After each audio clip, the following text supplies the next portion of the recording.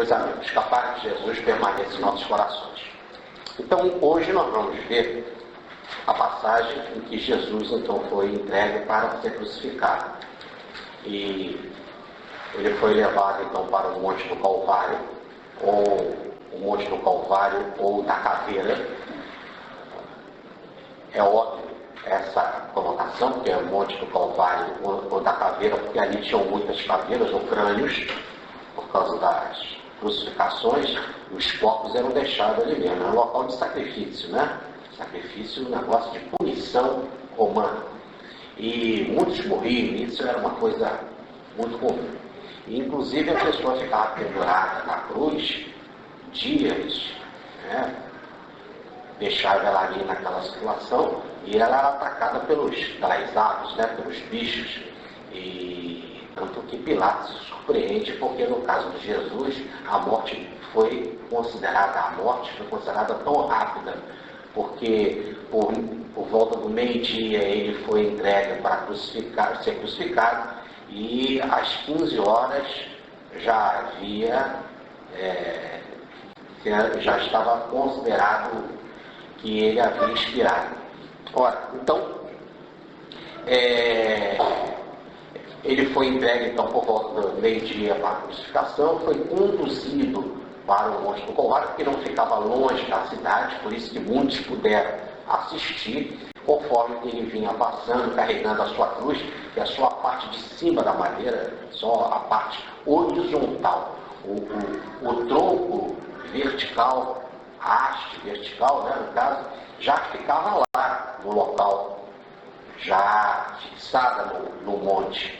E o condenado só levava a parte horizontal, que era amarrada no braço esquerdo e no direito. Então ele carregava. Quando chegava no alto do monte, erguiam aquela madeira com ganchos ou em escadas e encaixava na parte superior da haste. Dessa forma, aqui nós temos a parte horizontal, em que o crucificado ficava amarrado, né? Na haste, na vertical, havia um encaixe na madeira, um corte na madeira, que encaixava direitinho essa parte horizontal. Ela era suspensa e encaixava ali. Então o sujeito ficava, por isso, pendurado no pau, pendurado no tronco. Nem sempre ele era pregado, nem sempre. Ele ficava amarrado ali e aí ficava horas naquela forma. Quase sempre a pessoa morria de cãibra, porque como estava pendurado nos braços ali, estica o músculo, a dificuldade de respiração, há uma dor impressionante de cãibra, e nesse caso a pessoa morre com essa cãibra e com essas dores horríveis e com essa falta de respiração. Tanto que por isso que eles colocavam quase sempre nas cruzes, para demorar mais o martírio e ser exposto ao maior sacrifício e ao maior tempo da morte, colocava um banquinho para a pessoa, na hora que o corpo começar a ceder, ela podia encaixar as nádegas ali naquele apoio, para poder, então, com isso, respirar um pouco mais e aumentar, até uma situação desagradável, que aumenta o tempo de duração da pessoa ali na cruz. E em muitos casos também era crucificado no sentido de pregado, né? E não era pregado nas mãos, e sim no pulso. Obrigado. Porque se prende nas mãos, essa musculatura daqui é muito fraca, e na hora o peso do corpo rasga. Todos que são crucificados dessa forma pelas mãos, essa parte muscular e óssea não consegue suportar e rasga, arrebenta. Mas no pulso não.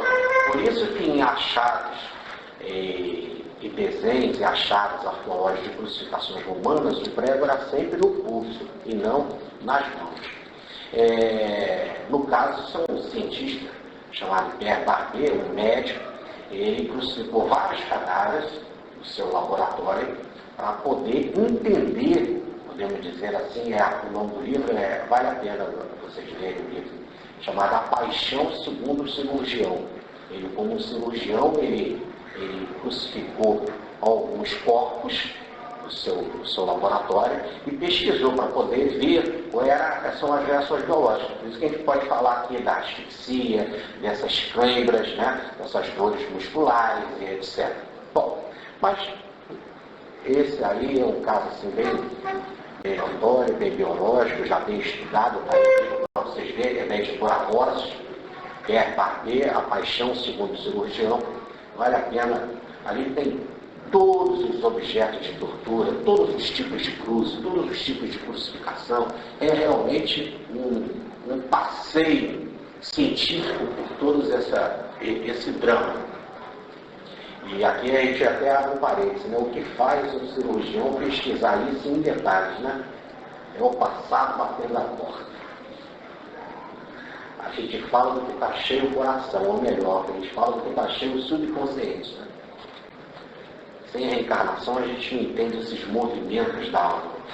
Mas voltando aqui para o nosso caso, então ele foi levado lá para esse monte do Calvário, que não ficava longe da cidade, por isso que muitos poderiam assistir. Como ele saía lá do Palácio de Pilatos e ia para o Monte do Calvário, passava então pela rua central da cidade, as pessoas queriam saber qual o motivo da condenação, e isso era importante, que era uma forma de Roma dizer para qualquer que se atrevesse a fazer qualquer tipo daquele crime, qual era o motivo. Olha, ele está morrendo por causa disso, não faça igual, senão isso vai acontecer com você. Então veio uma plaquinha que veio na madeira dizendo o motivo da condenação. Qual o motivo daquela condenação? Que ele, Jesus de Nazaré, era o nome do condenado, né? Jesus de Nazaré, ele estava sendo condenado pelo motivo que se dizia rei dos judeus. Então a plaquinha, Jesus de Nazaré, rei dos judeus. Até os judeus queriam trocar. Jesus de Nazaré é aquele que se diz rei dos judeus, não é rei dos judeus. Né? Porque Pilatos mandou escrever essa, Jesus de Nazaré, rei dos judeus. E aí os judeus reclamaram. E Pilatos falou, não vou mudar a plaquinha. É esse o motivo, o que está escrito, acabou. E bateu lá com o martelo, né? E aí a crucificação, então, aconteceu. Evidentemente, a plaquinha tinha de ser escrita nas línguas variadas para que todos pudessem entender. E não podemos esquecer que tinha uma multidão em Jerusalém. Volto a lembrar, eram as festas da Páscoa. As festas no plural, porque levavam 8 dias. Né? A cidade, que era de cerca de 100 e poucos mil habitantes, estava por volta de quase que 3 milhões de pessoas para as comemorações. Pessoas que vinham das localidades mais diferentes, dos países mais distantes, que levavam às vezes meses ou mais, às vezes, de tempo viajando para aquelas comemorações. E nem sempre falavam a língua nativa. Então era necessário botar lá o motivo em hebraico, que é por local, se falava ali a língua hebraica, no caso do judeu. Colocar a língua grega, porque era a língua dominante no mundo, que quase todo mundo conhecia. O grego, podemos dizer, era mais até popular do que é hoje o inglês. Se utilizava mais o grego do que hoje, necessariamente, o inglês. E a língua latina, o latim, por quê? Porque era a língua do povo dominante, aquele que estava dominante, que era romano. Mas a língua mais conhecida do mundo, a língua cultural, era o grego. O latim era importante porque era do povo dominante. E era Roma. E o hebraico era da língua da localidade. Então, assim, não havia motivo para ninguém saber qual era aquela condenação daquele culpado, daquele condenado. Né? O motivo está bem claro. E isso era bom, uma espécie de propaganda. Não faça igual para você não passar pela mesma pena. É uma forma de sacudir opinião pública. Porque se não fosse isso, matava ele lá mesmo, lá no palácio, e jogava o corpo para lá, mandava jogar no monturo, no lixo e acabou a conversa. Né? Mas fazer todo esse trabalho de levar até o monte, passar pelo centro da cidade, crucificar a pessoa, deixar lá o corpo exposto. Tanto que Pilatos, nós vamos ver nas lições mais para frente, ele vai se surpreender que Jesus só ficou 3 dias na cruz. 3 horas na cruz. Quando as pessoas às vezes levam dias. Né? Então a ideia era essa mesmo, tanto que chegava a botar esse banquinho aqui, essa cadeirinha para quê? Para a pessoa relaxar, diminuir essa cama e demorar mais tempo ali. Por quê? Para poder fazer o máximo possível, diante daquelas torturas, do sofrimento, aquele ataque dos animais, o máximo possível do marketing da pena. Para que ninguém tentasse fazer um motivo, algo igual ou parecido. Entenderam? Bom, então, essa é a história. O que nós já vimos aqui nesses dias? Nós vimos aqui e fizemos aqui um gráfico que é o seguinte. Nós colocamos aqui um divisor aqui, uma floresta e várias árvores, né, nessa floresta, e colocamos também uma montanha nessa floresta. E nós dizíamos o seguinte: vamos imaginar uma pessoa está aqui perdida nessa floresta. Ela quer descobrir um caminho de saída. Repare que você está embaixo da floresta e você quer sair. Porque você vê pela sua frente é só a árvore. Essa árvore é muito grande e você praticamente só vê aquela árvore que está na sua frente. Então, quanto mais baixo você está, menor é a sua visão. Se você já consegue, na floresta, subir numa árvore, né, lá do alto da árvore, você não tem, às vezes, a saída da floresta, mas já pode imaginar onde que tem um rio, já pode imaginar onde tem uma clareira, já pode até imaginar onde tem um monte. Porque se você está lá embaixo na floresta, cercado de árvore por todo lado, você não sabe nem onde tem um monte. Não é isso? Então, você subindo numa árvore, pelo menos você pode imaginar, pode visualizar onde tem um rio, ou onde tem um monte, etc. Então, já é melhor a visão de cima da árvore. E se você conseguir divisar onde tem um monte e subir no monte, a visão é mais ampla. Você pode saber como é que se faz para sair da floresta, qual o tamanho da floresta, qual é o acesso, a que distância você está no fim da floresta. Porque você tem a visão total, a visão de conjunto. Feito isso, nós colocamos aqui que nós temos 3 tipos de visão. O mais inferior, aquela mais limitada, que é a visão mais rudimentar, é a do instinto. Do instinto, em que o sujeito só age por impulso. Essa visão é a mais limitada. É do homem da força. É do homem da força. É do homem bestial.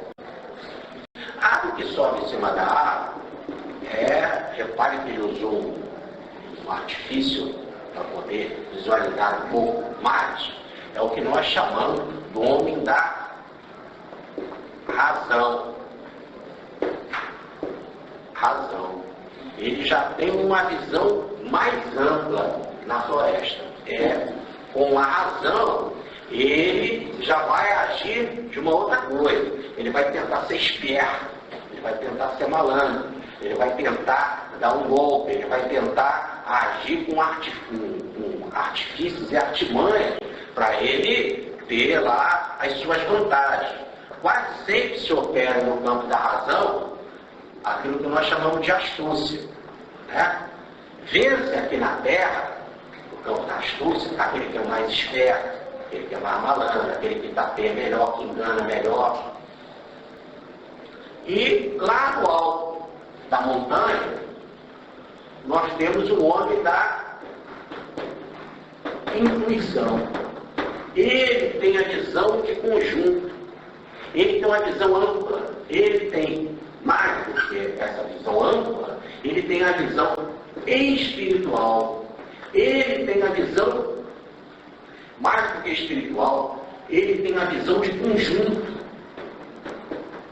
Ele tem uma visão volumétrica, diz o Balde. volumétrica, de conjunto. Ele, mais do que uma visão espiritual, a visão de conjunto, a visão volumétrica, ele age segundo a lei, ele tem uma visão ética, porque ele sabe, pela lei, qual é a melhor forma de se comportar. Logo, se ele tem uma visão ética, ele também é honesto, austero. Então, se você está numa floresta, esse é o exemplo que eu te disse, né? Eu estava dizendo. Aquele que está lá embaixo, às vezes ele só vê a árvore na frente dele e não consegue ter nenhuma ideia de quando é a saída da floresta. Ele não sabe se ele é andando para cá, para lá, para onde que é o rio, onde tem terra, onde que tem bicho, animal, pessoa. Ele não tem visão. Logo ele age por impulso. Atabalhoadamente, ele é o homem da força, ele é o homem do instinto.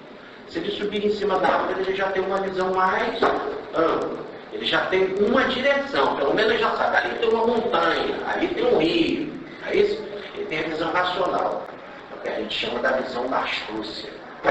Ele já tem a visão da lógica. Ele já sabe matematizar as coisas. Ele já tem uma visão científica das coisas. E se ele subir lá no alto da montanha, ele vai ver a floresta toda, vai ver o caminho de saída, inclusive, vai ver a extensão da floresta, vai ter então uma visão de conjunto, volumétrica, e vai agir corretamente. Eu vou naquela direção, porque ali está a solução. Agir corretamente, agir com ética. Agir conforme a lei natural, isso que é ética. Agir conforme a lei, logo, é ser honesto, é ser fiel à lei. Logo, uma visão espiritual. Nós vimos aqui 3 tipos de pessoas nessa ação para julgar Jesus. Nós vimos os soldados, nós vimos as autoridades romanas e nós vimos Pilatos.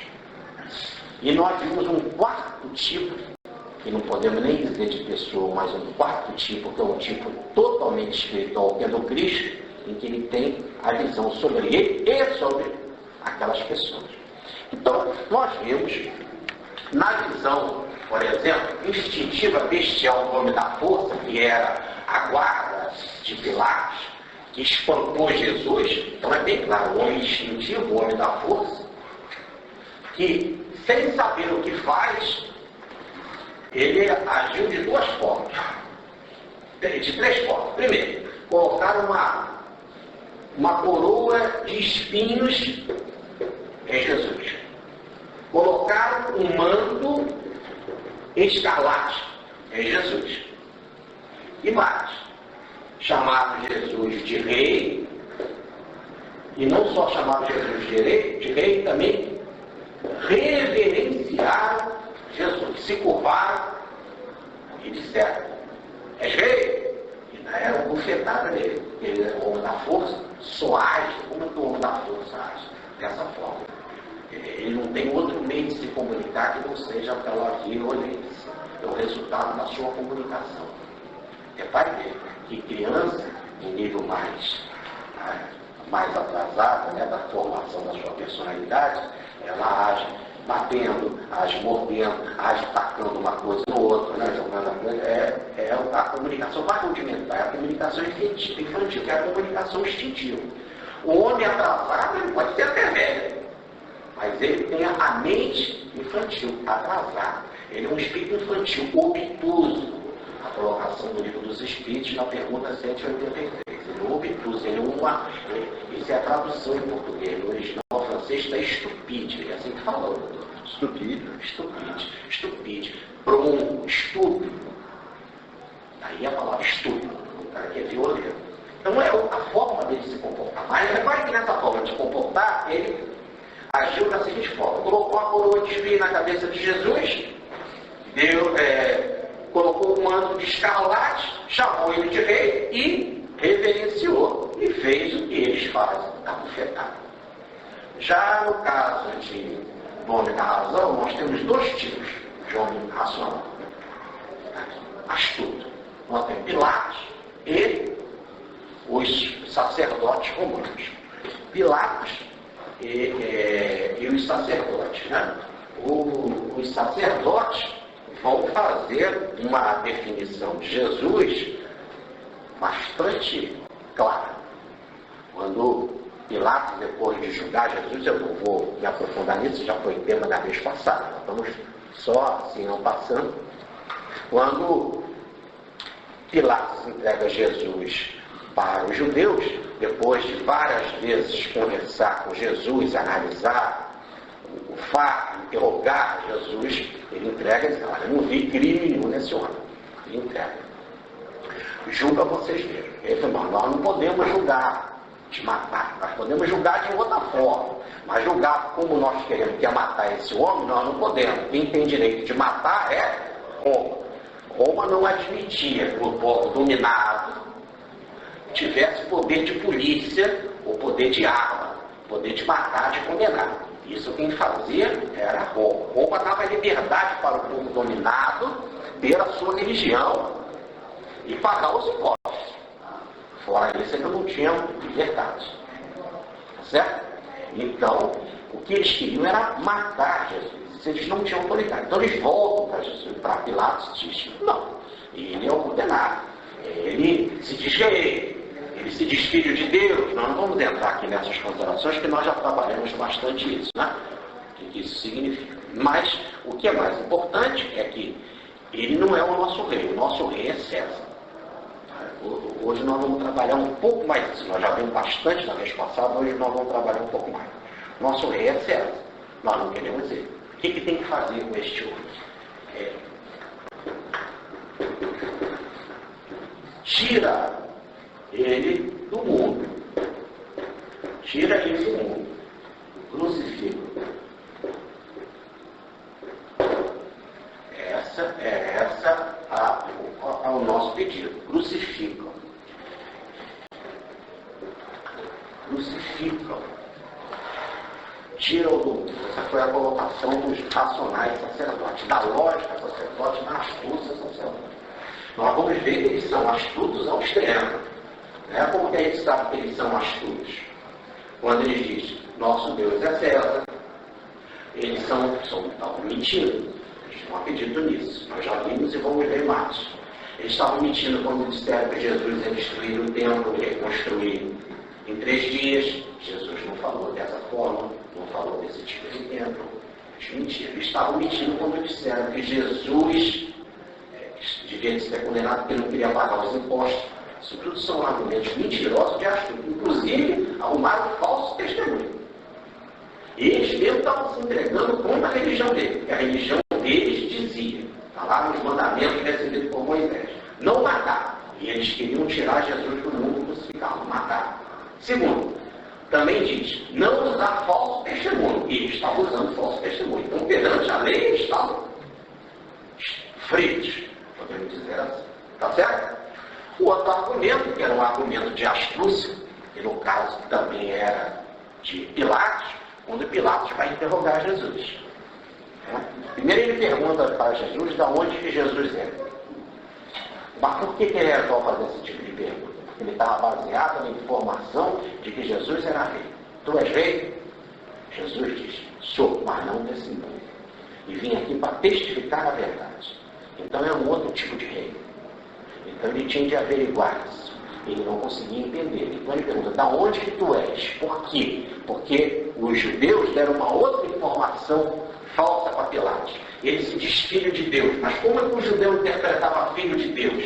Filho de Deus era o pé da letra. Deus vinha aqui, pegava uma mulher, transava, o filho nascia.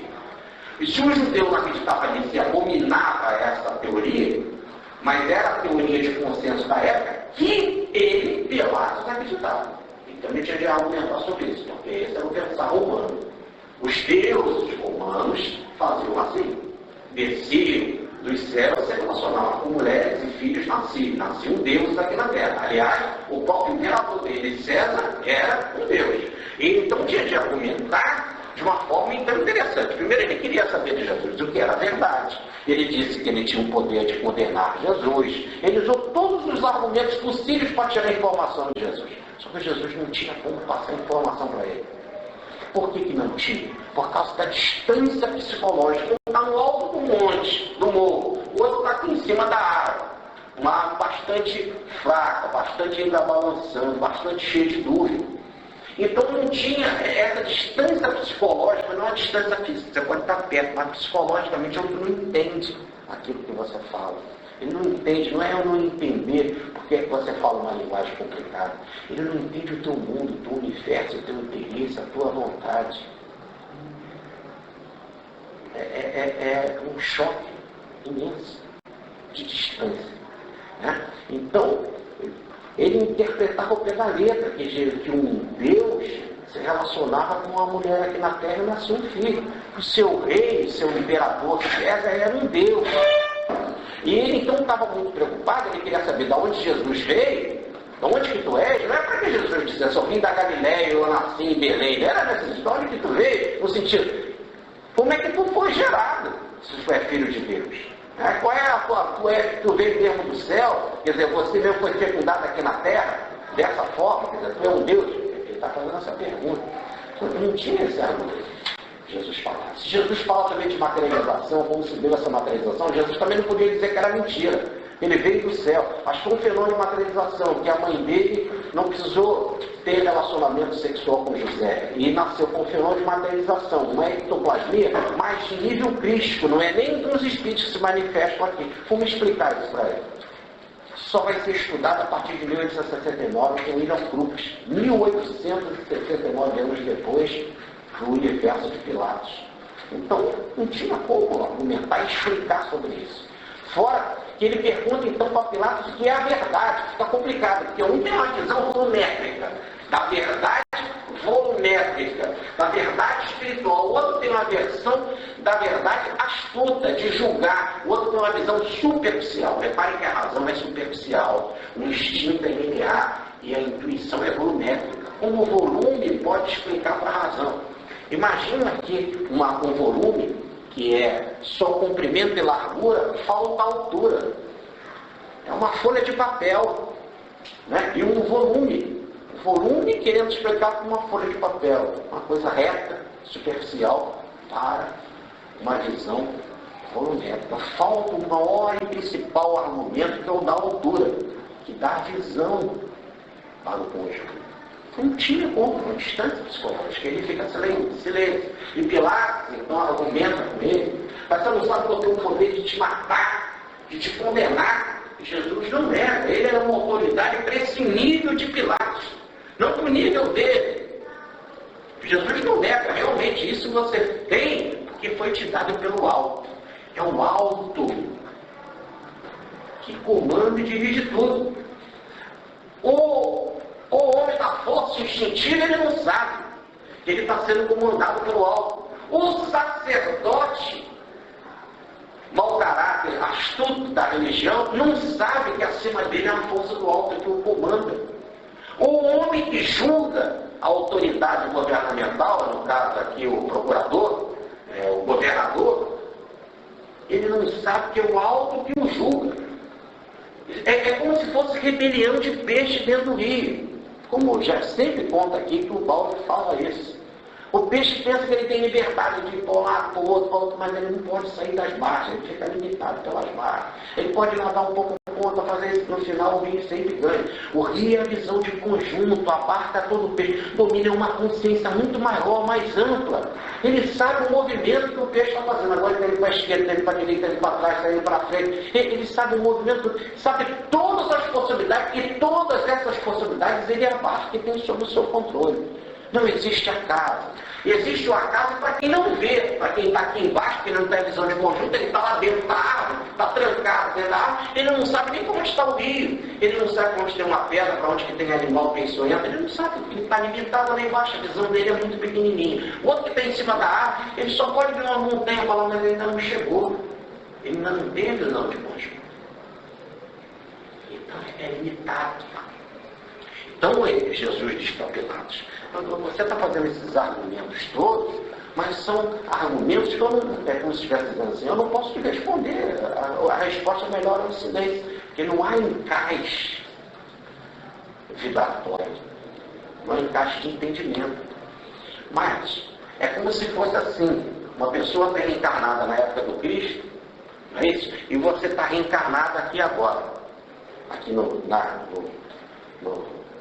século XXI, tá bom? Aí você encontra aquela pessoa lá do século I da era crística. E você é do século XXI, se encontra.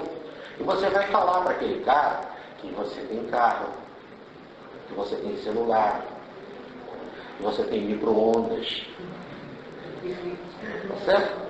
Aí ele vai ter que te matar. E você é maluco demais. Tá certo? Você vai, mas por que ele vai ter que te matar? Ele não pode dizer assim. Segue em paz. Porque ele é tão atrasado que o único argumento que ele tem de comunicação é a da bolacha, da bufetada. Já do nível mais filosófico, por exemplo, dos gregos, quando Paulo teve com os gregos e falou da ressurreição de Jesus, esses não deram bolacha. Mas agiram pior do que aqueles outros que deram a bolacha. Eles botaram a mão no ombro do Paulo, o maluquinho. Vai embora. Sobre isso a gente discuta outra hora. E Paulo ficou muito triste porque ele preferia apanhar e pelo menos ter alguns seguidores do que ser tratado assim de uma forma tão fria e não ter cola a mensagem cristã. Que a astúcia enche o sujeito, aquilo que Jesus fala, é tomado do fermento dos fariseus, que ele é verda a massa toda, mas que não tem significado. É a ciência que incha, diz Paulo na primeira carta aos Coríntios, no capítulo 8, versículo 1. É a ciência que incha, mas falta o amor que satisfaz. O sujeito é só inchar. É um balão de gás. Uma falsidade. Né? Bom, então nós temos formas diferentes de comportamento. A astúcia no campo religioso como no sacerdote. A astúcia no campo governamental, no caso, no campo da justiça. Né? Agora, repare como Pilatos, inclusive, ele vai agir. Se ele não viu nenhum erro em Jesus, ele resolve então não condená-lo. Mas havia duas situações, e essa é importante, o que mostra como ele estava na fase da astúcia irracional. Primeiro, se ele solta Jesus, e se o argumento era esse, de que Jesus se diz que ele vai destruir o templo, se toda aquela multidão que estava ali em Jerusalém, imensa, que a cidade tinha 100 e poucos mil pessoas, que estava recebendo visitantes de cerca de 3 milhões, se aquela multidão que só estava ali por causa do templo, para se purificar no templo, para orar no templo, para fazer sacrifício no templo, se aquela multidão soubesse que aquele cara disse que ia destruir o templo, aquela multidão ia ficar sem controle. E como você vai controlar uma multidão que entra em convulsão? Mais ainda, se dissesse que Jesus era filho de Deus, e eles levavam ao pé da letra, que o filho de Deus é que Deus vem do céu, ou os deuses vêm dos céus, se relacionam com as mulheres na terra e nasce alguém, e se eles acreditavam que o Deus deles era o único Deus verdadeiro, que era o Jeová, se era o único Deus verdadeiro, então o Deus dele viria aqui se relacionar com a mulher e seria a blasfêmia da blasfêmia da blasfêmia, que eles não perdoavam nunca. Então a convulsão seria imensa. Então é por esses bons motivos. Jesus queria destruir o templo. E Jesus, no sentido de falar a blasfêmia, de que Deus veio aqui transar com uma mulher que ele nascer, era algo que haveria um motim, uma rebelião sem controle. Então Pilatos tinha de intervir. Bom, ele podia agir, usar sua força, o seu aparato policial, mas foi covarde. Diante do direito humano, da justiça humana, ele não tinha direito de condenar alguém por covardia. A verdade tinha de prevalecer. Erro dele. Então ele estava agindo por interesse, para não ter desgastes militares, para não ter preocupação militar, para não se indispor militarmente, para não ter nenhum dano. Então vamos também condenar esse cara. E havia um outro problema.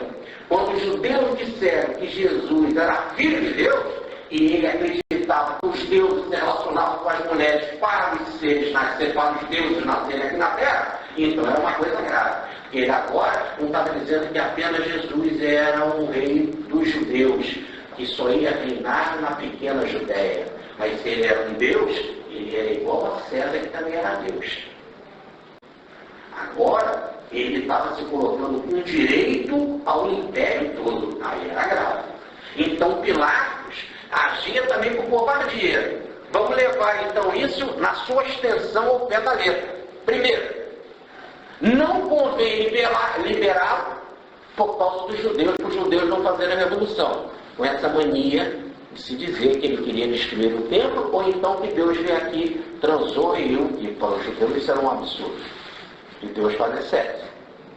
Mas também porque era inconveniente para ele. Se ele realmente era um filho de Deus, ele levava ao pé da letra, porque assim o romano acreditava, então ele estava se equiparando a César, então é grave, está se equiparando ao imperador.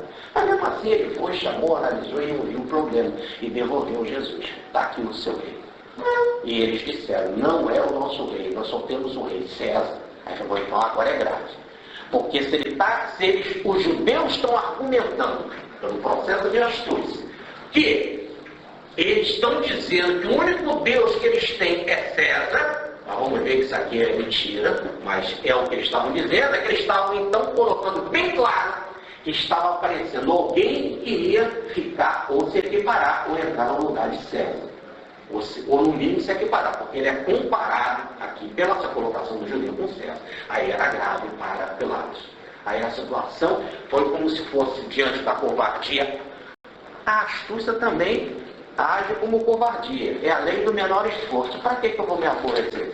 Então, se a situação é assim tão complicada, se esse cara está aí pela situação toda, eu vou me dispor com as autoridades religiosas, eu posso me dispor com relação a essa população, eu posso perder muitos dos meus soldados no motim. E diante de tanta situação em que eu posso ter problemas com os judeus, eu posso ter problemas com as autoridades religiosas, também posso ter problema lá com Roma, e vai que isso seja verdade mesmo? E por que se pode pensar assim? Ele não era tolo. Porque ele e o romano acreditavam que os deuses podiam nascer aqui na terra. Essa era a crença. Então é melhor resolver logo isso. Vamos matar logo esse cara e resolver essa parada. Para ser alguém julgado tinha de ter um motivo. Botou lá a plaquinha, escreveu nas 3 línguas dominantes do mundo. Latim, que é a romana, do povo dominante. Na grega, que era a grega, que era a língua cultural que o mundo falava. Eu já falei aqui que era mais popular do que o inglês hoje, que é a língua dos contratos internacionais, das negociações internacionais, que é, aliás, a moeda de referência, o dólar, para as negociações internacionais. O grego era mais forte ainda naquela época. E a língua hebraica, que era a língua do povo dominante. Então estava lá o motivo da plaquinha. Olha lá o motivo da condenação. O nome do condenado, Jesus Nazareno.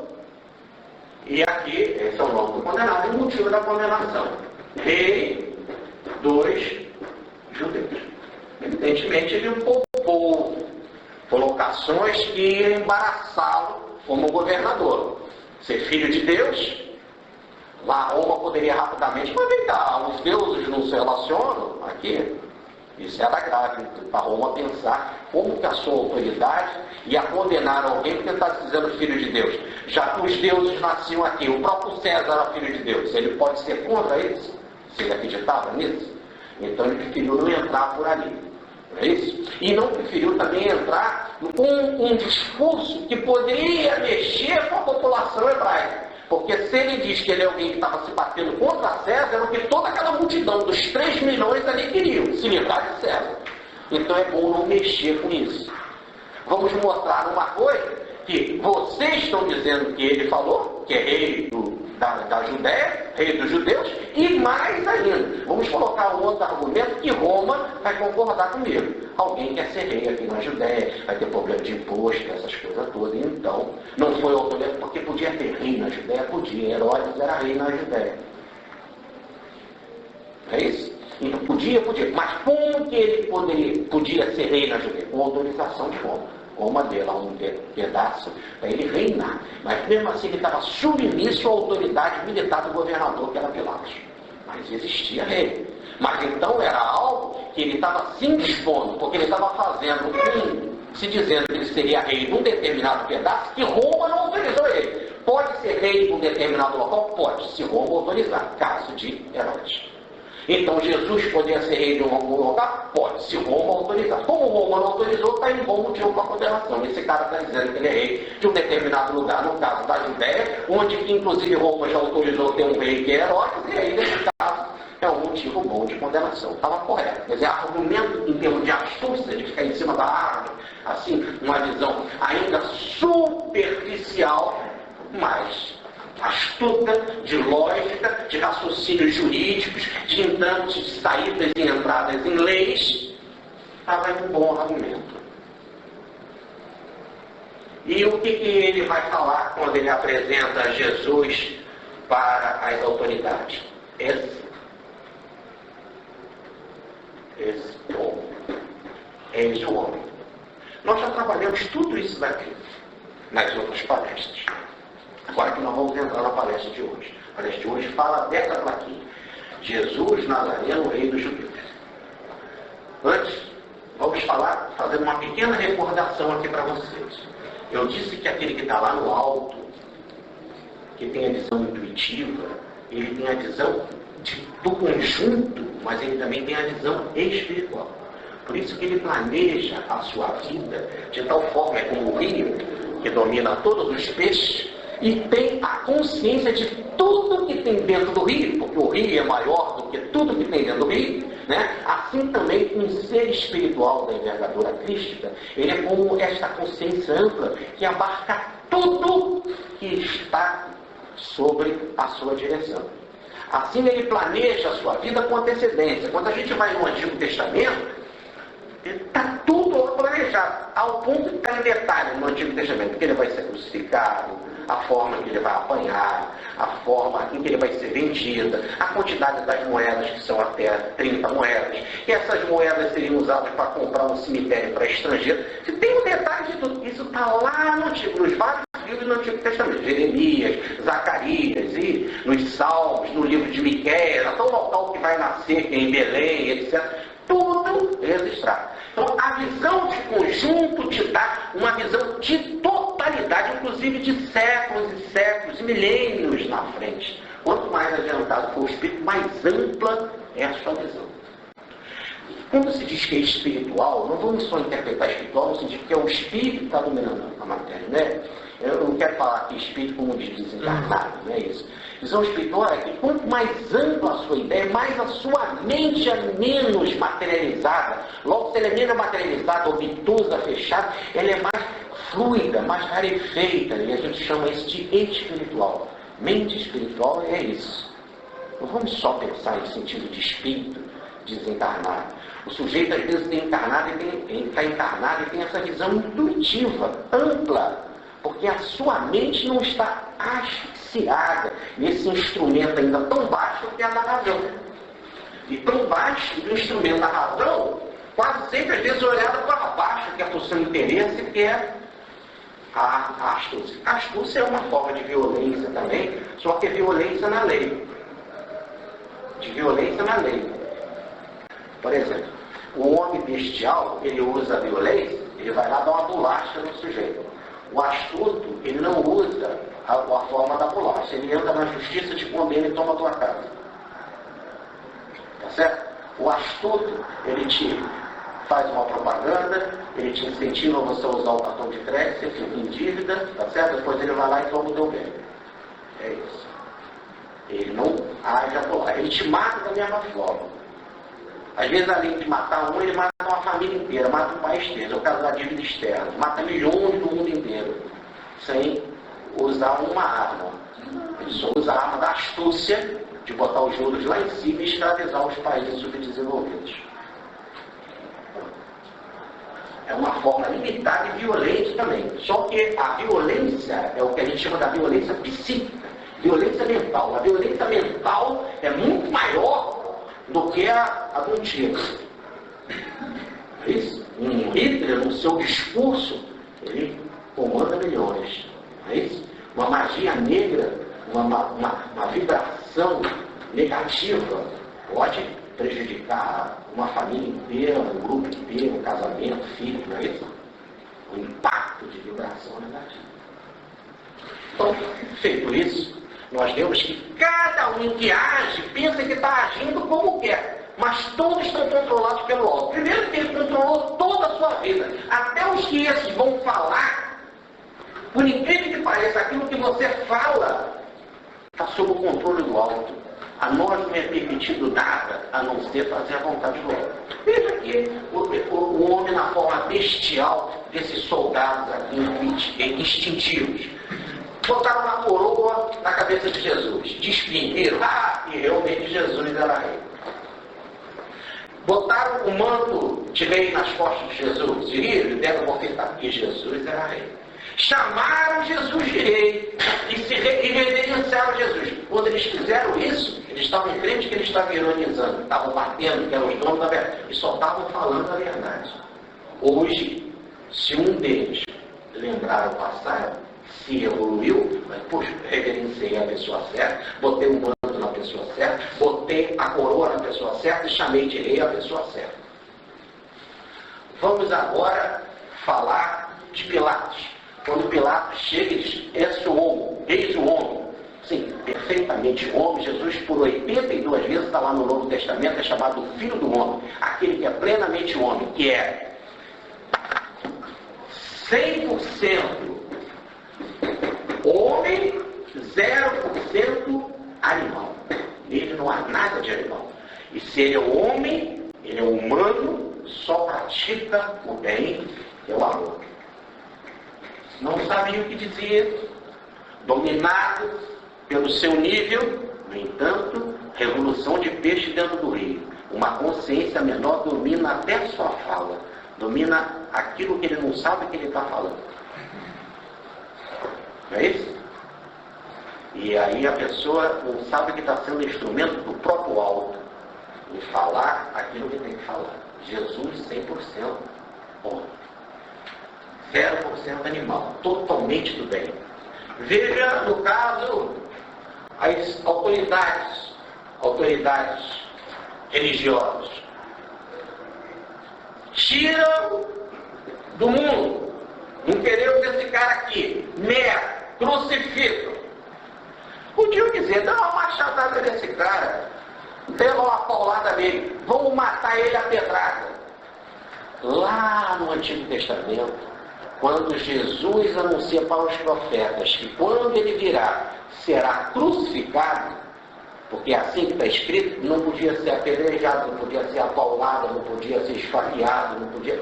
Era crucifixo. Então eles vão pedir a pena de morte.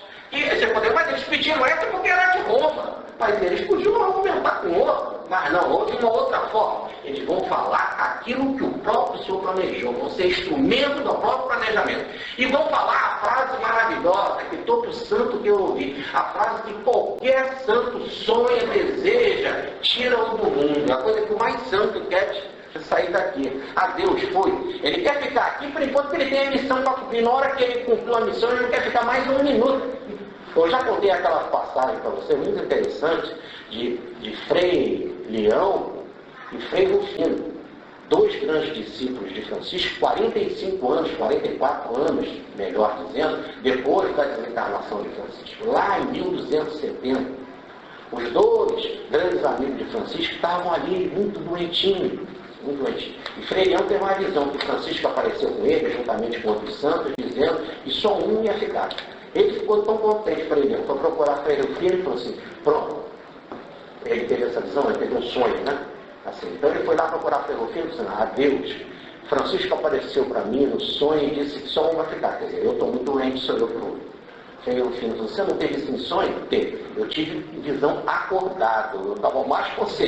Ele disse, quem vai sou eu, você que fica. Você só vai daqui um ano. Ele veio, então toca comigo, deixa eu ir agora. Não, eu vou perder uma oportunidade dessa, eu que vou. Você só vai daqui um ano. E realmente, daqui um ano, no dia 15 de novembro de 71, ele foi embora. Frei Leão, um ano depois. Ele teve de aguardar, esperar, cada um no seu tempo. Cada um no seu tempo. Depois, quando o Frei Leão vai encarnar com o balde, ele vai dar show de precisão. Aí na década de 40 ele vai dizer o nome dos livros que ele vai escrever, a época que ele vai morrer, o último momento do livro que ele vai escrever vai ser em dezembro de 71, e quando acabar, eu vou poder morrer. Aí escreve aquele livro tudo certinho, aquele nome daquele livro certinho, então chegou em dezembro de 71, ele terminou o último livro, pronto, logo depois, em fevereiro, foi. Não tinha mais que ficar. Mas antes ele ainda tinha essa dúvida de um ano. Depois, 800 anos depois de Frei Leão para o Balde, aí já estava militar. Já não errava mais. Já tinha essa visão. Ora, imagina uma visão muito mais ampla que o Cristo. Então, repare que o que o santo mais quer é tirar-o do mundo. Tira-o do mundo. Então não está falando nada que seja horrível para Jesus. O que é horrível é para o homem da astúcia e o homem da força. Chegar para o homem da força, o homem da astúcia. Eu vou te tirar do mundo. Tu vai desencarnar hoje, amanhã, daqui a um ano. Isso é uma coisa horrível. Imagina o Chico Xavier chegar para você e falar assim: amanhã você vai morrer. Imagina o Chico falar isso, as pessoas acreditando no Chico, gostando como gosta do Chico, né? Para a pessoa que não quer ir, é um sofrimento. Mas falar isso com um santo, ele pula. Não dá para ir hoje, não dá para inventar isso agora. O cara vive. E não quer dizer que ele procura o suicídio. Tanto que Paulo fugiu várias vezes das condenações e tal, arrumou todos os argumentos para não ser preso. Por quê? Porque ele tinha uma missão para divulgar o Cristo. Sou escravo do Cristo, sou prisioneiro de Cristo. Eu, Paulo, eu velho, eu cansado, eu prisioneiro de Cristo. Quero cumprir isso. Mas chegou a hora, acabou. E vai feliz, mas vai super feliz. A gente que faz o contrário. A gente que pede para ficar, a gente que pede saúde, porque quando a gente pede saúde, não é saúde espiritual, não. Se Jesus falar assim, vou te dar uma saúde espiritual, você vai ter um câncer, vai morrer, mas vai ficar livre, seu perispírito vai brilhar. Ele falou, Senhor, não dá para arrumar esse corpo aqui mesmo, vou ficar com ele aqui bom aqui mesmo. Me livrar do câncer aqui mesmo. Ou então deixar esse câncer bem longo, Senhor. Eu quero um câncer bem longo, mas não quero ir. O sujeito está com câncer, mas não quer partir. Aí você fala, bom, porque está pensando na vida espiritual de limpeza? Não está pensando em limpeza, está pensando em ficar. Bom, por quê? Porque a nossa razão de vida limitada é voltar para o corpo. O que é a nossa satisfação de vida? É o corpo. O que nos agrada? É o corpo. Né? O que se trabalha no tempo todo da vida? É que o sujeito tem que ter corpo. Um corpo principalmente saudável. O que é um corpo saudável? Um corpo saudável é aquele que não tem doença para quê? Para ficar aqui. Então, essa visão ao contrário, aí ninguém está dizendo que nós não temos que buscar saúde, tomar remédio, nada disso. Mas não temos que buscar saúde não é para se agarrar aqui. Temos que buscar saúde para ficar aqui o tempo necessário para purgar e sair limpo espiritualmente. Porque a reencarnação é necessidade de um castigo. Isso aqui é fruto da queda, é um processo de terapia. Que nem um cara fala assim, que bom que eu estou no psiquiatra fazendo tratamento. É uma terapia. Não, é bom você ir no psiquiatra. Você tem que ir no psiquiatra. É bom você ir no médico. Você tem que ir no médico. Você tem que tomar remédio. Mas não é bom ficar isso. É bom porque está tendo curado. Quando depois ficar curado, você não quer mais. Está totalmente curado. Vim aqui hoje no procardíaco botar um stent. Mas você já está curado, não tem nada no coração. Vou colocar um. Não, o cara não pede isso. Me faça uma fonte de safira. Por favor. Não, você já está curado. Agora, por enquanto que não está, você quer ir lá. Você quer, faz uma ponte, faz tudo. Essa é a lógica. O que a gente não quer, nós queremos cura para se agarrar mais na materialidade. Logo você não quer cura. Você quer a pior doença que existe, que é a materialidade. Quando eu digo você, é a forma de expressar que o orador está incluso com muito mais covardia do que os ouvintes aqui presentes. Não tem nenhuma diferença. Isso é uma forma de se expressar. Não vamos levar o pedaleta achando que eu sou melhor que ninguém. Muito pelo contrário. É apenas a visão que já nos permite de entender aquilo que a doutrina nos faz, em que a gente não aprende de nós mesmos, sim com o exemplo de grandes homens. Né? De grandes homens. Que nos ensinam a caminho. Então, repare que os sacerdotes falam aquilo que mais Jesus queria ouvir. Tira-o do mundo, vou para o meu Pai. Que alegria quando ele disse para a Madalena, né? Vou para o meu Pai. E o método é esse mesmo, é o da crucificação, não é um outro. Pronto, sabe? Então repare que todo mundo é escravo do álcool. E só realiza aquilo que as Escrituras falam, ou melhor, que ele, o Senhor Jesus, planejou. E agora vem o final, condenação final, motivo da condenação, aquele que tem a autoridade, que disse Jesus que era a autoridade do alto, Foi meu Pai que te deu esta autoridade, Jesus diz para Pilatos, ele então vai botar o motivo da condenação. Se a autoridade do alto, ele não podia errar. Mais ainda, se ele foi colocado ali pelo alto, repare que o alto que o comandava em tudo, inclusive agora no próprio motivo da condenação legal. Qual é o motivo? Jesus Nazareno, o nome correto dele, nós vamos ver, Rei dos Judeus, que é aquela célebre palavrinha, não é palavrinha não, como é que era o nome quando a gente faz sigla, né? Tão conhecida a sigla, que é o I-N-E-I. É assim que a gente vê? É o I-N-E-I. O I é o Iod, é o Jesus. Como é que se fala? Jesus. N de Nazareno, o E de rei, e o Jesus de judeu. Então, I-N-E-I, que a gente vê em muitos símbolos da igreja, nas cruzes, nada mais do que essa colocação. Jesus Nazareno, Rei dos Judeus. Quando então ele foi entregue para ser levado, que os judeus viram lá o motivo da condenação, foram reclamar. Pilatos. Ei, você colocou o motivo errado. Ele não está sendo condenado porque ele é rei dos judeus. Jesus não é rei dos judeus. Ele está sendo condenado porque ele se diz rei dos judeus. Está faltando ainda essa introdução aqui. Os judeus falaram. Pilatos disse, não há tempo, não condenar esse cara. Está escrito e o que está escrito eu não vou tirar. Está escrito. Ora, a gente até hoje usamos essa expressão, está escrito para falar do determinismo do destino, não é assim? É até uma expressão popular que as pessoas falam, isso aconteceu, poxa, parece que estava escrito, né? Está escrito. O judeu fala assim, está escrito. Tá. O judeu não, o árabe, né? Então está escrito, está na lei. Então, quer dizer, não há dúvida.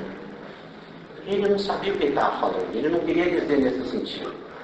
Ele queria dizer, está escrito aí nessa plaquinha, na cabeça dele. Né? Eu não vou tirar, não tem tempo. Está feito, vamos embora, vamos condenar esse cara. Quer dizer, eu já não aguento mais ficar nesse negócio aqui, isso já está me tomando muito tempo. Vamos seguir com o processo. Toca a ficha, mais ou menos assim. Então, voltamos a dizer, tudo está correto, o nome está correto, o motivo da condenação está correto. Ele não vem com essa expressão do tudo está escrito, está firmado, está na lei. O está escrito está na Torá, está na lei mesmo. Observe. O primeiro livro na lei é falar disso. Deuteronômio é o último livro de Moisés, o livro que resume e coloca a lei, que coloca os mandamentos.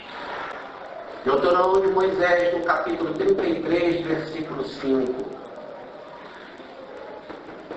Tens um rei, e esse rei é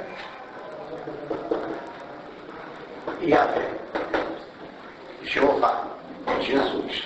Tá? Deuteronômio capítulo 33, versículo 5. Falando para o povo. Povo amado, meu povo amado, eu sou o vosso rei, eu Yahvé. Meu povo amado, eu sou o vosso rei, Yahvé.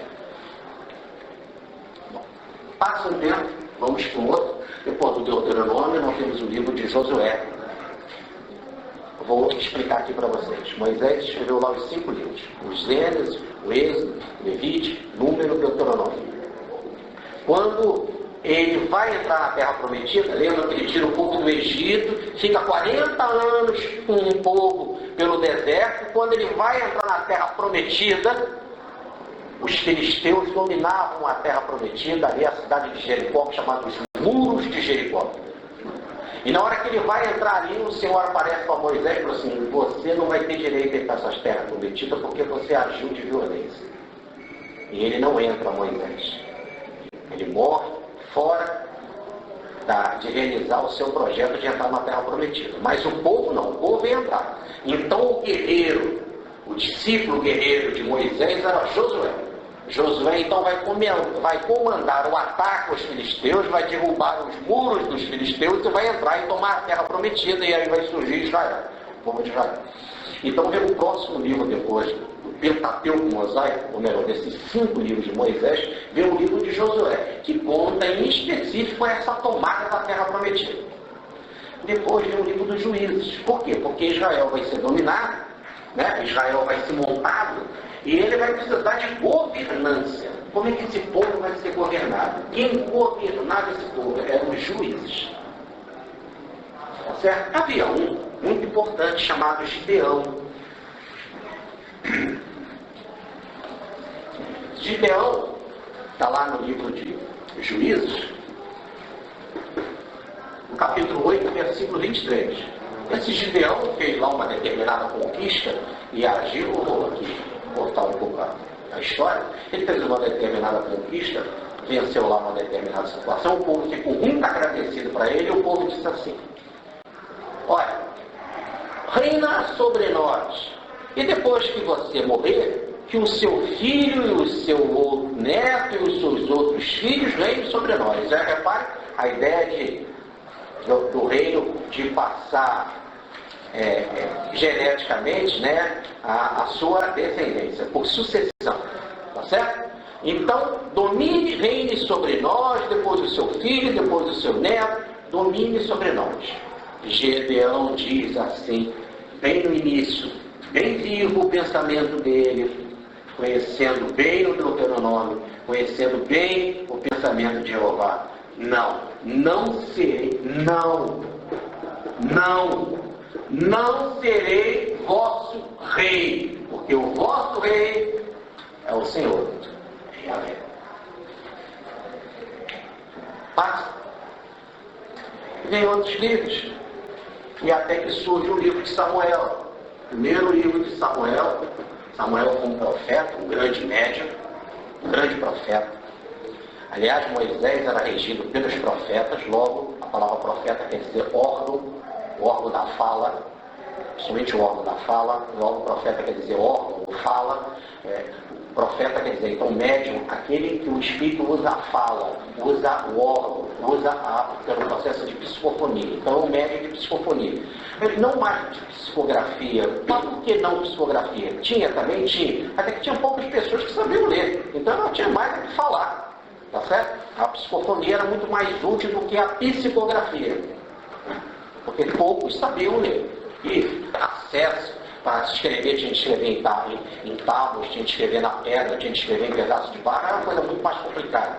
Né? Tinha dificuldade de papiro, isso para depois se inventar a escrita mais veloz, depois se inventar a imprensa lá com Gutenberg, olha, há séculos e séculos para isso. Então a psicofonia era mais falada. Então Samuel foi um grande profeta, ele escreveu 2 livros, primeiro e segundo Samuel. Então no primeiro livro de Samuel, no capítulo 12, versículos de 12 a 13, nós temos o seguinte: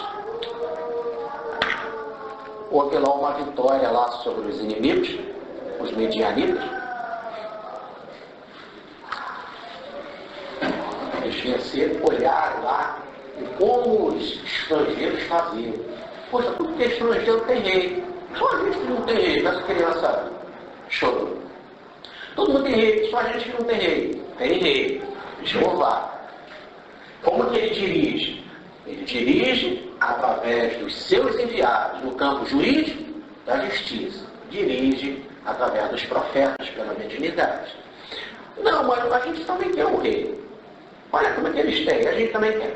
Então, já que eles existiram tanto, o Senhor concedeu. Ele falou assim: eis aí o vosso rei que vocês escolheram. Eis aí o vosso rei que vocês escolheram. Ele é meu, eu sou Senhor dele e vosso. Então, no versículo 13, vai dizer assim: o Senhor é quem escolheu o seu rei. Então, vai surgir agora um rei humano. Repare que a história está passando. Vai surgir um rei humano, mas que fica bem claro: vosso rei, que vocês escolheram. Vocês escolheram, quer dizer, escolheram, não, aqui não é bem uma palavra, para não haver confusão, que vocês pediram. Vocês escolheram aí no sentido de pedir. A escolha foi do reinado. Se optou pelo reinado, não pelo rei, pelo reinado. Então está aí o vosso rei, é vosso. Não é meu, é Jeová dizendo, é meu rei. Não, é vosso rei. E foi vocês que pediram. Agora, fui eu, Jeová, quem dei para vocês. Quer dizer, esse rei pertence a Jeová. Foi eu que dei, quer dizer, foi eu que concedi a essa solicitação de vocês. Agora, ainda vai dizer Jeová, para que vocês querem isso? Depois não vão reclamar. E a gente sabe assim, né? Toda vez que a gente tem um rei, como é que é, né? Como é que eles nos exploram com imposto, como eles levam uma vida de quase sempre de corrupção, uma vida no luxo. Ele não é só rei, não. Tudo que é chefe, né? Tudo que é chefe leva a vida. E se a gente fosse chefe, isso não estão atacando nenhum chefe. Se a gente for chefe, a gente faz igual ou pior. Tudo que é rei leva aquela vida palaciana, aquela vida na nobreza, no luxo, no fausto. Não é isso? A gente vê lá o gasto do dinheiro público, os abusos, a roubalheira, os interesses só para a sua família, para os seus conchados, para os seus amigos, para a suas vantagens, né? A gente chama aí de desvio do dinheiro público, do abuso do dinheiro público, etc, etc. Então os impostos ficam caros, e além de você explorar as pessoas por seu interesse de carnalidade, mais do que você fazer isso, você, além de dar mau exemplo, né, você deixa o outro lá, o povo na miséria, não gerencia o povo, ainda dá péssimos exemplos. E o pior péssimo exemplo que o rei pode dar é de coisas espirituais. Tanto que esse primeiro rei aqui que foi concedido ao povo, para mostrar que era concedido mesmo por Jeová, é que o profeta Samuel, ele é o profeta, ele é o médium, ele pega o rei, que é Saul. Já o nome dele já mostrava que tinha algum defeito. Saul quer dizer grande, já se achava o tal, né? O nome é a manifestação externa da essência interna. A gente já notava que aqui já tinha algo já meio complicado. Mas mesmo assim chega Samuel e vai ungir o rei, vai dar óleo, vai abençoar o rei para dizer assim: quando um profeta age, ele é nada mais nada menos do que médium do Espírito.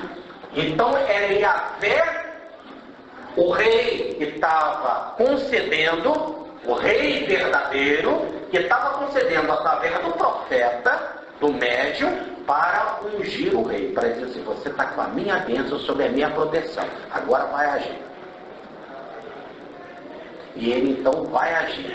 A população então sabia que ele não era um rei total, ele era um rei só materializado aqui na terra para agir conforme Jeová, e que ele entrou ali ungido por Jeová, pelo profeta, pelo sacerdote, e que ele tinha de fazer a vontade de Jeová, porque Jeová disse: eu sou o rei deste meu povo que é amado, eu sou o rei. E como Gideão foi chamado para ser rei, ele disse: não, rei só Jeová.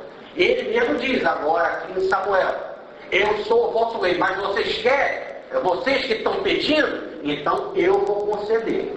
E vou conceder através dos sacerdotes que vão ungir, para ficar bem claro que é meu, para fazer a minha vontade. Logo, você estava sendo ungido por Jeová, o rei é servo de Jeová e tem que fazer o que Jeová quer. Ora, a primeira coisa que ele vai fazer é abuso nas oferendas, honrar nas oferendas. É o primeiro logo no capítulo 13, 12, 13, ainda no 12, no 13, ele já vai cometer abuso nas oferendas.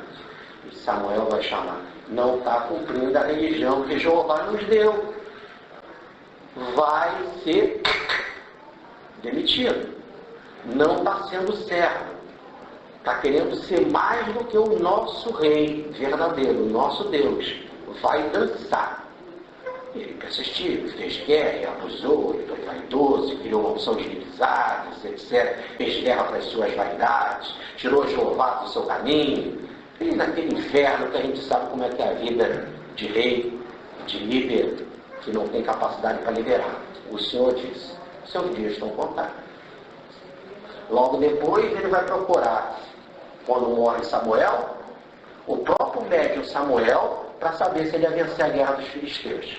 Samuel disse: você está numa guerra errada, essa guerra é vaidade, sai daí, essa não é uma guerra para construir nada no bem, você só está aí nessa guerra por vaidade, por seus interesses materiais, sai dela, sai da guerra. Não, mas eu só quero saber se eu vou vencer, como é que é? Sai da guerra.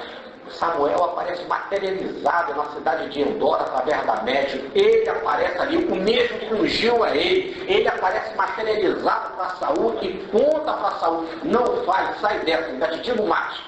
Por visão de conjunto, por estar no alto da montanha, diz mais: já sei o resultado da guerra. Se você não mudar, amanhã você vai estar do lado de cá. Ele não deu outro, ele não mudou. No outro dia ele ficou desesperado porque perdeu a guerra. E como era vaidoso e estava preocupado com seus interesses, botou a espada na frente, jogou o corpo e chegou do lado de lá, mas por suicídio. Chegou mal. Aliás, não chegou mal, ele já estava mal. Certo? Situação, então, repare, bem clara. Bem clara. Logo, voltamos para aqui para o texto. Olha como é que fica, então, agora, claro. Te entregamos o vosso rei, tira-o do mundo. Era o próprio Jesus que voltava, aquele rei verdadeiro, o rei do amado, que tinha o seu povo amado, o único rei verdadeiro de Israel, e que os judeus sabiam perfeitamente disso. Estava nas escrituras, e são autoridades religiosas que estavam falando, sabiam plenamente disso, de trás para frente. Não são igual o Jorge Damas, sabiam de trás para frente, era a religião deles. Sabiam em detalhes o que falavam. Usam a expressão certa: tiram do mundo, crucificam como manda as escrituras. Ele não é o nosso rei. Quem é o nosso rei é César. Estava correto ao pé da letra que eles estavam falando? Estava. Inclusive a palavra de César. Religiosamente não estava correto. Religiosamente eles sabiam, voltando para cá, que Saul nunca era rei deles. Eles chamavam Saul de rei, mas eles sabiam que o rei verdadeiro era Jeová, que Gedeão não queria ser rei porque o único rei verdadeiro é Jeová. Muitos anos depois eles insistiram, então Jeová diz para eles: vou dar um rei para vocês porque vocês querem, mas será meu servo. Quer dizer, um sub-rei, um vice-rei, seria assim. Porque é meu, escolhido por mim. Ele vai cuidar da vida de vocês, vai administrar a vida de vocês, vai reinar e dominar sobre vocês, vai. Mas tem que fazer o que eu quero. Porque eu sou o verdadeiro rei. Agora, então, vem a definição. Não, ele não é o nosso rei. O nosso rei é César. Vamos olhar historicamente o processo. Historicamente estava correto. Qual era o rei ali humano que mandava? Era o imperador, que era César. Eles estavam falando corretamente? Tá. Só que eles sabiam que todo rei escolhido, não importa, todo rei que manda aqui no mundo, é enviado de Yahvé. Está sobre a liderança de Yahvé. E que eles, espiritualmente, sabiam muito bem que César, Saul, Davi, Samuel, todos os reis que eles tiveram, todos, inclusive César, não são os reis de verdade, são servos do único rei de verdade, que era o único que eles aceitavam, que estava na lei deles, lá no Deuteronômio. Eu sou o único rei de vocês, o rei do meu povo amado. Então, argumento de astúcia para sobreviverem nos seus interesses, mas só falando a verdade. Tiram do mundo, era o que mais Jesus queria, crucificam, era o que Jesus havia planejado. Meu rei é César, mas é rei servo. Optaram pelo vice. Optaram pelo vice. Eles sabiam muito bem a função do vice. O vice é servo do alto, do único que é verdadeiro, que é o Yahvé, que eles estavam mandando crucificar. Agora vamos para o verdadeiro na voz de Pilatos. Está escrito, está na lei. Acabamos de ver aqui, está na lei, está no Deuteronômio. Eu sou o vosso rei e vocês, o meu povo amado. Gideão, não quero ser o vosso rei, porque o único rei é o Yahvé. Em 1 Samuel, mas nós queremos o rei, então está concedido. Ele vai dominar e administrar sobre vocês, mas será ungido por mim através do meu profeta, porque será meu servo. Então está na lei. Perfeito, Pilatos. Mais uma vez, até o que você fala está correto. Não existe o acaso. O espírito atrasado, ele não tem direito de fazer o que ele quer. Ele é dominado pelo alto. Está escrito. Está na lei. Vem a condenação correta. Jesus Nazareno. Esse Nazareno aí não é necessariamente porque nasceu em Nazaré, porque veio de Nazaré. Porque senão seria correto, e ele, pela investigação que ele fez, se ele estava sendo condenado porque se dizia rei, essa coisa toda, então teria que ser da família de Davi. Então se esperava que seria Belém, porque a terra de Davi é Belém, ficava ali pertinho de Jerusalém, ficava logo dentro da Judéia, diferente de Nazaré, que era uma cidade muito acanhada, muito pequenininha, muito afastada, e ficava na Galiléia. Não estava se falando de Nazaré necessariamente. Depois, através dos séculos, pelas interpretações do texto, é que a gente fica associando só Jesus com a cidade de Nazaré e acaba achando que o Nazareno e acaba se traduzindo assim, Nazareno, para poder se encaixar de alguém que nasce, ou que vive, no caso que ele não nasceu em Nazaré, mas que nem o Milton Nascimento, né? Que nasceu no Rio, a gente pensa, age como um mineiro. O mineiro do Nascimento não é carioca, ele nasceu em Vila Isabel. Então não é uma coisa é Jesus, ele nasceu em Belém, na Judéia, mas a gente chama Nazareno da Galiléia, que é outra região. Não é isso. Não é isso. A palavra aí é Nazireu. Nazireu, que vai por uma corruptela e vai botando uma palavra para cá, é problema de tradução, e vai se botando palavra, e como é parecido com Nazaré, então quem nasce em Nazaré é Nazareno, então ficou Nazareno no sentido de que veio de Nazaré. Não, é Nazoreu. Isso é uma lei que tem no livro dos Números do Antigo Testamento, como os livros de Moisés, eu falei para vocês, Gênesis, Êxodo, Levítico, Números e Deuteronômio. Só para contar um pouquinho para vocês. No livro do Gênesis conta sobre a história da criação e da formação do país de Israel, a origem de Israel. No livro do Êxodo, discussão, né? Conta a história do resgate de Israel da escravidão no Egito. O livro dos Números fala, antes de tudo e mais que tudo, sobre os sacrifícios a Deus, um livro religioso, sobre os rituais dos sacrifícios. O livro dos Números, o próprio livro dos Números, fala de estatística. Quais são as estatísticas? As estatísticas das famílias. Fulano gerou fulano, gerou fulano, gerou fulano, mas muitas famílias. Então são o livro dos Números. Os números todos, quantas pessoas que eram, etc. E o livro do Deuteronômio, mais uma vez, fala da lei, reinterpreta a lei no sentido mais moderno. Então, lá no livro dos Números, fala de uma atitude que é a do Nazoreu. O que ele faz? Ou Nazireu. O que ele faz? Ele não corta o cabelo, ele não come determinadas coisas, ele não usa determinados banhos, não usa determinadas roupas, não corta a barba. Então, daí essa atitude de colocar Jesus, porque como a gente sabe que Jesus tem cabelo longo, era barba, por que não botar ele sem barba, com cabelo curto? Por causa dessa tradição, porque como está lá no capítulo 6 do livro dos Números, o Nazoreu, ele tinha cabelos longos, ele não cortava o cabelo, tinha barbas longas, fazia determinados tipos de alimentação, ele fazia um compromisso com Deus, no sentido de ele fazer um pacto com Deus, no sentido de eu serei teu servo, não viverei de vaidades. Quem mais parece com o Nazoreu, o Nazireu, é o João Batista. O João Batista que tinha esse tipo assim mais de vida, de castração, de não comer isso, de viver comendo só mel de abelha, de comendo gafanhoto, de não beber vinho, etc. Diferente de Jesus, porque Jesus, se fosse o Nazoreu, não podia tomar vinho, não podia tomar bebida forte, não podia comer determinadas coisas, etc. Levava uma vida muito mais light de Jesus.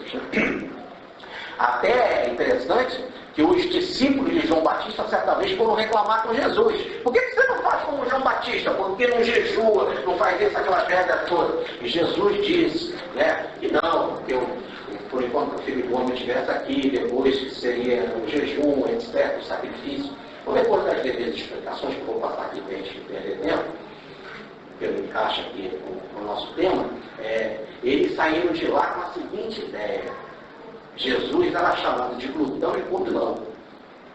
Porque como eles não faziam então aquelas regras do jejum, aquela coisa toda, então, logo, e quem começa então, inclusive interpretar assim, os discípulos de João Batista, que levavam essa ideia do nazireato, que é essa castração, essas disciplinas religiosas, é uma espécie de ascético, né? Em que ele leva toda essa rigidez que corta cabelo para levar, não sei o que, comer as comidas mais rígidas, não sei o que. Essa não era a vida de Jesus. Tanto que Jesus, inclusive, vai ensinar muito bem. Não é o que entra pela boca, é o que sai da boca. Não podemos ficar escravos dessas coisas. Mas, voltando, então a colocação era corretíssima, porque ele era um nazoreu não a nível desse físico, a nível de fazer essa escravidão do corpo, mas a nível de disciplina espiritual. Se o nazoreu é aquele que tinha um pacto com Deus de fidelidade, por isso que só queria viver puro, e aí eles interpretavam: o que é viver puro? Não comer tal coisa, não se vestir com tal roupa, levar um tipo de vida assim, leva na castração do corpo. Tá certo? Jesus era o nazoreu correto, porque ele era fiel a Deus e tinha um pacto com Deus de só fazer a vontade de Deus, mas por disciplina espiritual, não por regra material. Não é porque lavar a mão, lavar o corpo, lavar isso, tomar aqueles banhos constantes. Daí batista quer dizer mergulho, ficar com mergulhos constantes, se lavar constantemente. Não é isso. Não é essa lavagem física, e sim espiritual. Viver puro espiritualmente. Jesus fala até de movimento espiritual. Quem olhar para a mulher do outro, em verdade eu vos digo, já está cometendo com ela adultério. Para Moisés, ter adultério é ter ela fisicamente. Para Jesus, só em olhar por ela você já faz um movimento mental. Repare que é uma disciplina de controle mental, não é físico. O problema não é físico. Não é o que entra pela boca, é o que sai. Olha como é diferente dos critérios lá dos discípulos de João. Não vamos te botar nos critérios de João, vamos botar mais no discipulado de João, que era rígido, porque não entendia. Então é completamente diferente. Tá certo? Então, deixar os cabelos crescer não é cabelo no sentido físico, ter o cabelão. É o cabelo que daí a ideia lá de Sansão, que não cortava o cabelo. Daí ela cortou o cabelo, ele perdeu a força. De força espiritual, é aura. Não deixar diminuir a sua aura, a sua vibração positiva, que é a força espiritual. Essa crescer sempre. Então eles interpretaram o pé da letra, que é cortar o cabelo. Aliás, nós já fizemos uma palestra aqui sobre cabelo e aura e como é que é construído com os cabelinhos, exemplo de cabelo aura. Quando a gente faz a palestra do Pai Nosso, de chakra, uma outra oportunidade a gente faz. Eu só estou dando aqui uma pequena entrada, senão o tema não vai dar, mas eu quero dizer que está profundamente correto dentro do pensamento esotérico da interpretação da aura. É manter a força espiritual. Dalila foi lá, cortou o cabelo de Sansão e perdeu a força. Não é o cabelo físico, você corta o cabelo e fica até mais forte, né? Porque nada te prende. Imagina ficar cabeludo, vai para uma guerra, o cabelo prende lá no animal, né? Você perde a guerra. Os carecas têm mais vantagem no Aliás, a ideia é interessante. O rei Balduíno I, que foi o rei de Israel, nas cruzadas, na primeira cruzada, ele cortou o rabo do cavalo para os inimigos muçulmanos dele não pegarem o cavalo. Olha como é bom cortar o cabelo para não ser. Ele fugiu tanto, ele correu tanto que ele cortou o rabo do cavalo para não ser pego. Imagina você que cara é cabeludo. Então aí não está se falando nada disso, no sentido esotérico, espiritual. Ter força espiritual, fazer com que essa força cresça sempre. Né? Ter uma dieta espiritual, não colocar para dentro, nem tirar dentro de si, principalmente tirar nada de mal, nada que perturbe. Ser fiel a Deus, ter uma fidelidade tal a Deus, de poder dizer: eu e o Pai somos um, eu estou no Pai, o Pai está em mim. As obras que eu faço, eu não sei o que as faço. É o Pai que está em mim que faz as obras. Tudo que eu ouvi do meu Pai, eu vos tenho dado a revelar. Fidelidade total a Deus. Tão fiel que era o Nazireu por excelência. Então é ele, o Jesus Nazireu. Quem é o Jesus? É o Deus do Antigo Testamento. E a fé se escreve assim: Iode, Ré, Val, Ré. Esse é o tetragrama sagrado. É o nome do Deus do Antigo Testamento. Iode, Ré, Val, Ré. É o Yahvé. É o Deus dele, é o nome dele no Antigo Testamento, antes dele se manifestar aqui. Agora, repare, o Iode quer dizer masculino. O ré quer dizer feminino. Já diz o livro dos Espíritos. O espírito em si é macho e fêmea, no equilíbrio perfeito. Pergunta aí 200, 201, 202 e 822 do livro dos Espíritos. E ele, como espírito, se apresenta masculino e feminino. Olha, o nome é correto. Mas ele é Val. Val quer dizer equilíbrio. A gente é masculino e feminino. Mas olha o meu caso. Eu estou no corpo masculino e tem atitudes masculinas. Olha minhas palavras com saidura, grossa mesmo. Tem outros que falam, aqui tem a manifestação doce, feminina. Tem mulher que é toda doce, além de ser bonitinha, charmosa, tá certo?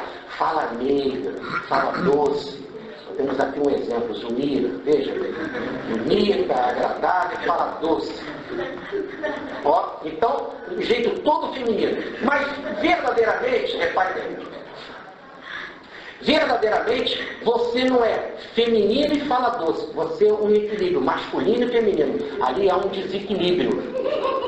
Em Zumira há um desequilíbrio, porque há toda uma manifestação de feminilidade quando o espírito ele é equilibrado. E tem que ser equilibrado masculino e feminino. Quando o sujeito se manifesta masculinamente e age de forma bruta, etc., ele está agindo só com a psicologia, está faltando a outra. Tem que haver um equilíbrio perfeito. Um equilíbrio perfeito ao ponto de você não ser nem azul masculino, nem amarelo feminino. Mas você ser uma mistura perfeita, quando mistura o azul com o amarelo, dá verde. E o verde não é nem azul nem amarelo, é um equilíbrio perfeito. Por isso que Jesus dizia, ai de vós, víboras, fariseus e hipócritas, atitude masculina. Diga essa raposa erótica voltou na Galileia. Amai-vos uns aos outros. Vinde a mim todos que se encontram aflitos e sobrecarregados, que eu vos aliviarei. Tomai sobre vós o meu jugo e aprendei de mim, que sou manso e humilde de coração, e encontrarei repouso para as vossas almas. Vinde a mim, minhas criancinhas, atitude feminina, materna. O equilíbrio perfeito. Ai de vós, vinde a mim. É um equilíbrio perfeito. Masculino e feminino em perfeito equilíbrio. Agora o ré outra vez é feminino, mostrando que esse ciclo procede de fecundação. Quer dizer, não é um espírito parado. Jesus não é um espírito pronto, acabado, que não tem mais nada para aprender. Não. É um ciclo de evolução, de crescimento espiritual perfeito. Tem sempre um crescimento. Evidentemente que a nível crístico não se cresce mais individualmente, como diz o Paulo. É um crescimento orgânico. Por isso que nós vemos no budismo os bodhisattvas, ou os generosos da compaixão do budismo, que não querem mergulhar no céu para poder esperar toda a humanidade, para se dedicar à humanidade, para todos subirem juntos e todos serem favorecidos. Então essa colocação de Jesus daí, ele dizer, eu estarei convosco até o fim dos tempos, essa é a ideia do bodhisattva, da compaixão. Aliás, ele é mais do que um bodhisattva. Ele é um bodhisattva na sua plena perfeição. Estarei convosco sempre, não vos deixarei órfãos nunca. Por quê? Porque ele não está preocupado com ele, nesse crescimento constante, mas um crescimento com todos. Levarei todos e prepararei um lugar na casa do meu Pai, é a promessa que ele fez, para que todos na casa do Pai possam ter as bênçãos do convívio na casa do Pai, juntamente com ele, crescendo juntos. Então, esse é o nome. Agora, quando ele veio para cá, ele recebeu o nome de Jesus. Jesus não são 4 letras, são 5 letras. No meio de Jesus, precisamente dividindo o I do Ré e o Val do outro Ré, tem uma letra no meio, que é a 5ª letra que está no meio, separando as duas para a esquerda e as duas para a direita. No meio tem uma outra letra que é o Xi. O Xi, que em hebraico quer dizer fogo. Então, ele é um espírito masculino e feminino em equilíbrio perfeito, crescendo, se expandindo. Essa ideia de Jesus crescer está lá na carta de Paulo aos Romanos. Ele não deveria, quando Paulo na carta de Romanos fala assim, Jesus passou a ser sumo sacerdote da ordem de Melquisedeque. Quem passa a ser porque não era. Então o Espírito cresce. Ele continua a crescer espiritualmente. Mas ele não é mais, então, aquele. Olha como ele tem esse ré aqui, esse segundo que faz esse movimento de fecundação, de crescimento. Ele agora está crescido com uma letrinha no meio, que é o Xi. Daí o nome de Jesus ser Iod, Ré, Xi, Val, Ré. São as 5 letras do alfabeto. São 5 letras para formar o seu nome. E é um nome dado pelos céus para ele. Os Espíritos apareceram. Gabriel aparece para Maria e aparece para José e diz: o nome dele será Jesus. O plano espiritual que dá o nome correto. O nome é a manifestação externa da essência interna. Ele ganha o nome correto. Agora ele vai dar um nome que é um espírito em perfeito equilíbrio masculino e feminino, com as polaridades de atividade e reflexividade em perfeito equilíbrio, mas com fogo no meio. Que fogo é esse? É aquele fogo que João Batista disse: eu mergulho na água, o Cristo mergulhará no fogo do Espírito. Então João mergulhava na água, que é o processo de purificação e também o processo da reencarnação pelo líquido amniótico. Ele comanda o mundo da materialidade. Daí dizer Jesus: reencarnação é coisa da terra, ele era coisa do céu. Daí dizer João: ele não é como eu não tenho condições de tirar as sandálias dos seus pés. Ele não mergulha na água. Daí dizer o texto, daí João, no capítulo 4, ele por si mesmo, Jesus, não batizava. Qual era o batismo dele? Diz João: o mergulho dele é no fogo do Espírito. Olha, o que é o fogo do Espírito? Primeiro, o que é Espírito para Jesus? Quando ele está conversando com a samaritana, ele diz assim para a samaritana, quando a samaritana pergunta assim: mas Deus tem que ser cultuado como os judeus no Monte de Jerusalém ou como os samaritanos no Monte do Gerizim? Diz Jesus: nem nos montes, nem nos muros. Deus tem que ser adorado em espírito, porque Deus é Espírito, de Jesus. Então a primeira definição é que ele mergulha no Espírito, e para ele Deus é Espírito. Agora, também, quem é Espírito?